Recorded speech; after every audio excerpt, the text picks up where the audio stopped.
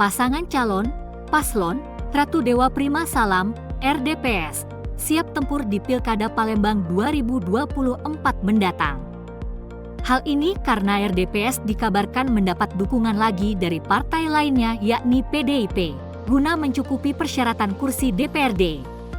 Mengenai kabar beredar dukungan PDIP untuk Ratu Dewa, Ketua DPD PDIP Sumatera Selatan HM Giri Ramanda N. Kiemas memberi klarifikasi singkat.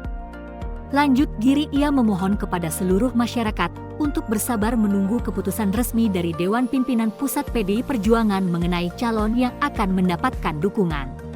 Pihaknya saat ini belum bisa memberikan keterangan lebih lanjut karena kepastian hukum berupa rekomendasi belum tersedia.